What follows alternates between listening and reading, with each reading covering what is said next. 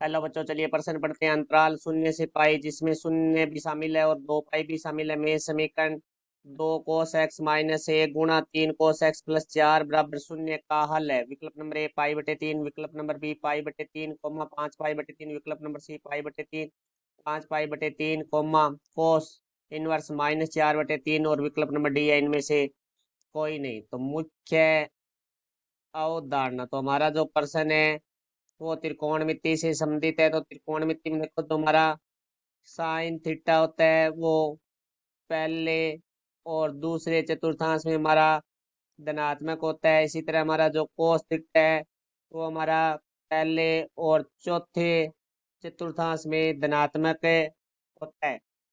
तो अब हम बात करते हैं हमारे प्रश्न के बारे में। प्रश्न में दिया गया है दो कोस एक्स माइनस एक तीन कोस एक्स प्लस चार बराबर है शून्य। तो यहाँ से देखो भाई, दो पदों का गुणा है वो शून्य के बराबर है, तो कम से कम एक पद शून्य होगा। तो यहाँ से आ गया दो कोस एक्स माइनस एक बराबर शून्य, या तीन कोस एक्स प्लस चार बराबर शून्य। तो यहाँ से देखो भाई, दो कोस एक्स बराबर आ गया एक, तो यहाँ से हमारा कोस एक्स बराबर आ जाएगा, क्योंकि दो गुणा में दो बराबर से दूसरे भाग में हो जाएगा, तो एक बटे दो।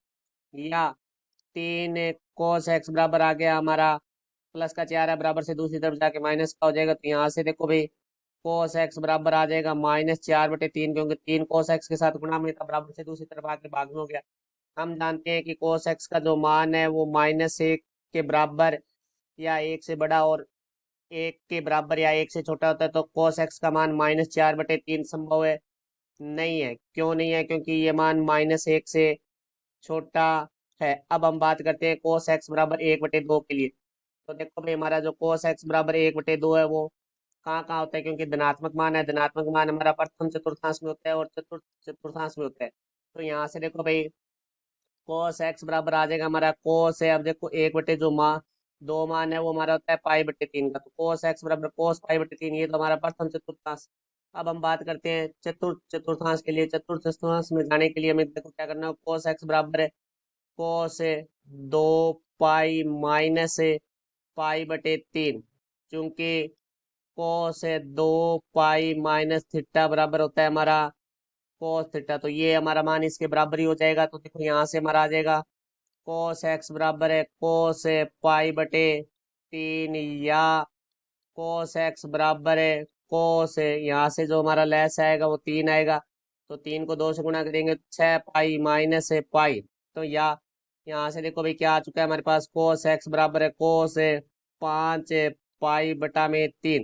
यहाँ हमारा कोस एक्स बराबर कोस पाई बटे तीन है। यदि कोस एक्स बराबर कोस पाई बटे तीन है तो यहाँ से एक्स बराबर हमारा हो जाएगा पाई बटे तीन, या कोस एक्स बराबर कोस पाँच पाई बटे तीन है तो एक्स बराबर हो जाएगा हमारा पाँच पाई बटे तीन। तो यहाँ से हम देखते हैं तो एक्स के मान है वो हमारे पास आते हैं पाँच पाई बटे तीन कोमा पाँच पाई बटा में तीन। तो हम देखते हैं कि हमारा कौन सा विकल्प सही होगा। तो पाई बटे तीन और पाँच पाई बटे तीन हमारा विकल्प नंबर बी है। तो ये विकल्प नंबर बी हमारे प्रश्न का उत्तर हुआ। आशा करता हूँ समझाया होगा। धन्यवाद।